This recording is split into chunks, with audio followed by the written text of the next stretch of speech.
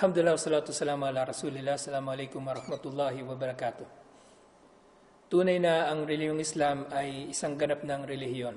Sinabi ni Allah subhanahu wa ta'ala sa Quran na al-yawma akmaltu lakum dinakum wa atmamtu alaykum ni'mati wa raditu lakum al-Islam dinan. Na si Allah subhanahu wa ta'ala ay nagsabi na sa araw nito ay ginawa kong ganap ang inyong relihiyon at kinukompleto ko ang aking mga biyaya sa inyo at pinipili ko ang Islam bilang inyong relihiyon.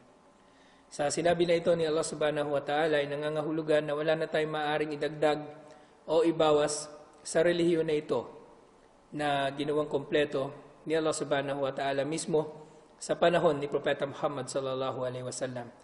At si Propeta Muhammad sallallahu alaihi wasallam ay hindi namatay liban na lamang na naituro na niya sa atin ang kabuuan ng relihiyong ito.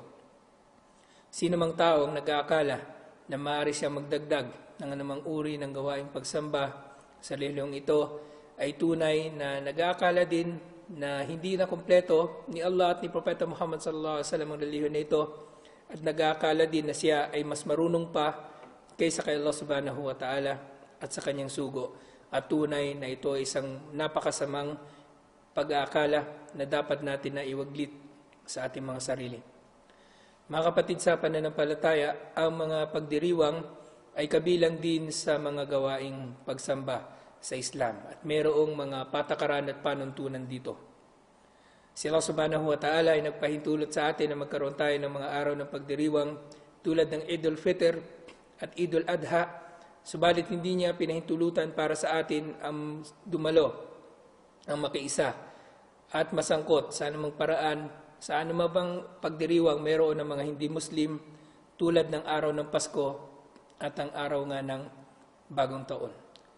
Mga pagdiriwang na unang-una hindi natin dapat sinasalihan dahil nga ang Pasko at ang Bagong Taon ay mayroong kalakip na shirk dito. Alalahanin natin mga kapatid sa pananampalataya na ang Pasko ay pinagdiriwang ng mga hindi mananampalataya bilang araw ng kapanganakan ni Isa a.s. na tinuturing nilang katamban ni Allah subhanahu wa ta'ala at kanilang sinasamba. Ang Pasko ay hindi bahagi ng itinuro ni Isa a.s. Bagkus ito ay bid'ah dahil ang Pasko ay nagsimula bilang isang pagdiriwang ng mga pagano na ginaya ng simbahang Katoliko upang mahikayat ang mga pagano na sumali sa kanilang hanay. Na ang araw ng Pasko, ang December 25 nga, na kahit ang mga Kristiyano mismo ay nakakaalam, ay nagsimula bilang pagdiriwang ng araw ng kapanganakan ng mga Panginoon o ng ilan sa mga Panginoon ng mga pagano noong una pang panahon. At gayon din ang pagdiriwang nga ng Bagong Taon. Mga kapatid sa pananampalataya, wala tayong makakamit na kabutihan sa pamagitan ng pagkakasangkot sa ganitong mga gawain. Kaya ano pa man ang ikatwiran natin na ang pagdiriwang nila ay masaya kaya sumasali tayo o kaya ay sabihin natin na tayo ay nakikisabay sa kanila, wala tayong obligasyon sa kanila na sila ay ating pakisamahan. Bagkus tayo ay may obligasyon na pakisamahan natin ng mabuti si Allah subhanahu wa ta'ala at ang mga Muslim. Mga kapatid sa pananampalataya, pinagbabawal sa atin ang pagbati sa kanila ng Merry Christmas o Happy New Year. Kahit bilang pakikisama lang ito sa kanila o kahit wala pa tayong intensyon na tayo ay sumasamba kay Jesus alayhis salam. Pinagbabawal ang pagdalo sa mga Christmas party nila at ang pagpapalitan nila ng mga regalo, lalong-lalo na sa panahon natin ngayon na marami sa ating mga anak ang nag-aaral sa mga paaralan na pinalalakad ng mga Kristiyano.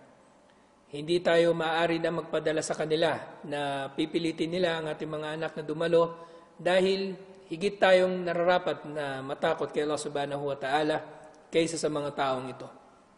Ngayon din ay pinagbabawal sa Islam ang pagbebenta ng anumang bagay na mayroong kinalaman sa kanilang celebration na ito tulad ng mga Christmas cards, parol, Christmas tree, mga dekorasyong pampasko, mga paputok, at iba pa.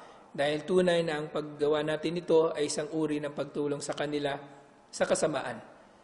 Dahil sa halip na tayo ay makikisa sa kanila, Higit na nararapat para sa ating mga Muslim na sila ay ating gabayan tungo sa kung ano ang tama at tungo sa kung ano ang tamang pamaraan ng pagsamba kay Allah subhanahu wa ta'ala na siyang Diyos na nag-iisang Diyos na walang katambal, na nag-iisa na nararapat natin na sambahin.